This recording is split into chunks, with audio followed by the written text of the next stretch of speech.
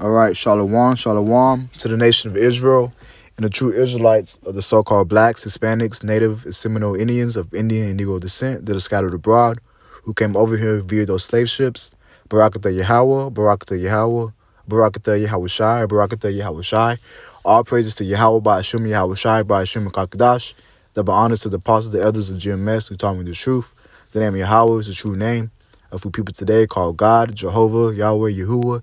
His true name in Hebrew is Yahweh. Yahweh Shai is the true name of who many people today call Jesus Christ, which is the Savior of the children of Israel only.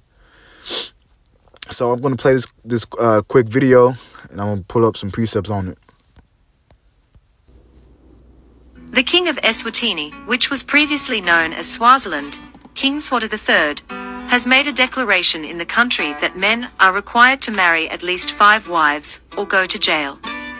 A statement by the king called for all men in the country to marry at least 5 wives, assuring the men that government would pay for the marriage ceremonies, and buy houses for them. Here's the deal: marry at least 5 wives and you're assured that the government will pay for the marriage ceremonies, and buy houses for them, he pledged. King Swati warned that any man or woman who opposes the decision will face a life sentence. The order, according to our sources from Eswatini, is to ensure every woman gets a husband, as it is believed that men taking more wives will help women get husbands. The monarch noted that there are more women than men in Eswatini, which he noted was... And that's true. The Most High, he set it up things that way to where there's more women in the world than men. So by default, and common sense, and basic math, that would show you that someone's going to be sharing, all right? And people in the East, they understand this, It's only Babylon the Great, the land of confusion, that people bug out about this, okay?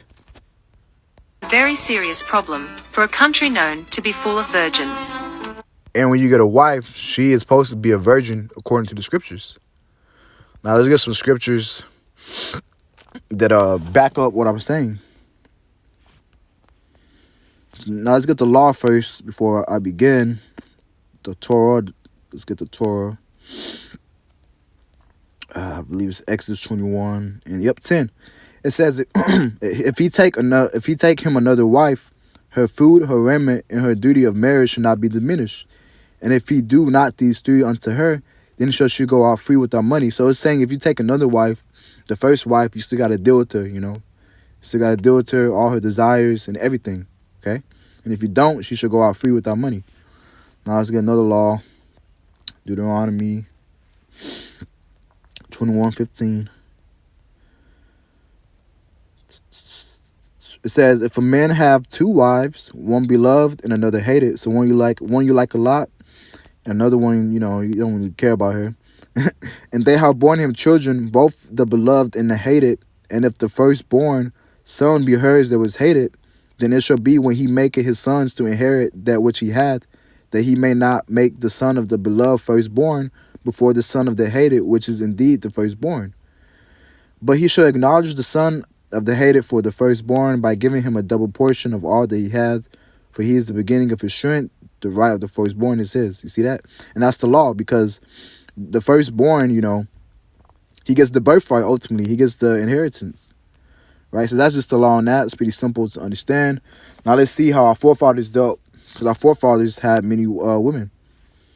Okay? I mean, it's just the truth, bro. Like, I don't know why some Israelites are emotional when it comes to the Bible. So it's Genesis 31. It says, then Jacob or Jacob rose up and set his sons and his wives upon camels. You see that? And Jacob, he's the progenitor of the Israelites, okay? He's our forefather. Now, of course, we have many forefathers.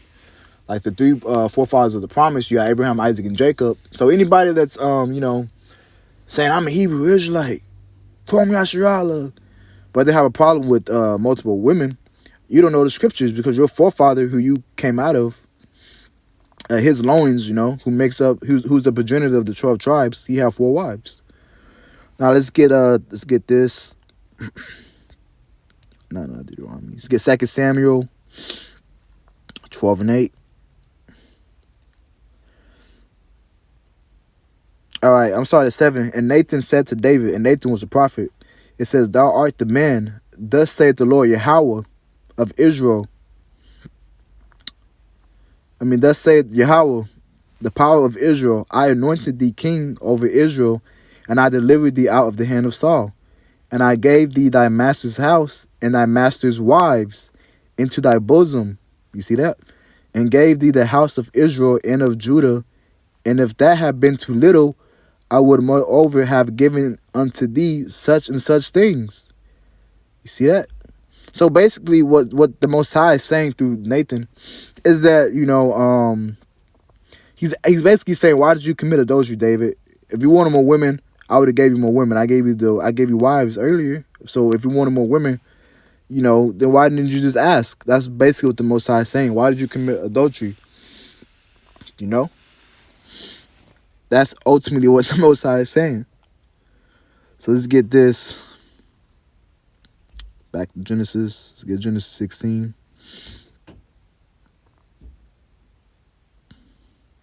Genesis 16:3. And Sarah, Abram's wife, took Hagar, her maid, the Egyptian, after Abram had dealt 10 years in the land of Canaan, and gave her to her husband Abram to be his wife. You see that? So Sarah gave Hagar, the Egyptian, over to Abram. At the time his name was Abram. His name was changed to Abraham. But you see that? And Abraham had 3 wives. Let's prove that. So right there is 2. Let's get Genesis 25. It says, then again Abraham took a wife. Her name was Keturah. You see that? And she buried him all these sons. I believe it was 8 or 11 sons. You see that? So when you read Genesis 25 from the top, Abraham had another wife. Okay? And this is just a common thing in our history. Now let's get this, because this is going to come to pass very soon when hell breaks loose. Isaiah 4:1. And in that day 7 women shall take hold of one man. And 7 just means completion. It says, saying, we will eat our own bread and wear out our own apparel. Only let us be called by their name to take away our reproach. You see that? So it's pretty clear in the scriptures, bro. Let me get this. 2 Chronicles 13. Alright, it says, but I guess his name is Abijah. I don't know if I'm saying it right. But Abijah waxed mighty and married 14 wives. And begat 22 sons and 16 daughters. So he had 22 sons and 16 daughters, and he had 14 wives. I believe he was the king. But hey, bro, this is coming soon, bro. How it used to be back in the ancient world, the Most High is going to set things up back in this proper order. Okay? Now let's get this.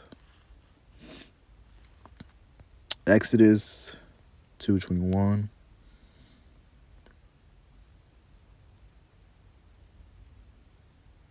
It says, and Moses was content to dwell with the man, and he gave Moses Zipporah, his daughter. And this is Moses' first wife was a Midianite. And she bare him a son and called his name Gershom, for he said, I have been a stranger in a strange land. Okay, so that's Moses' first wife. Then you get Numbers 12. It says, and Miriam and Aaron spake against Moses because of the Egyptian woman whom he had married. For he had married an Ethiopian woman. You see that? So that was Moses' second wife. Okay, so basically what I'm just showing you throughout the scriptures, is that you can deal with multiple women. And we even have it in our law. Now when you get Matthew, I believe it's Matthew 25. That's the parable of the 10 virgins and the 1 bridegroom, okay? But let me see. I'm going to have other scriptures. I'm not really going to go into them, though, because y'all get the point. But with that, I'm going to get this real quick. Now, I'm going to say that for another video. But with that, I hope the video and the lesson was edifying. Shalom. On to the next one.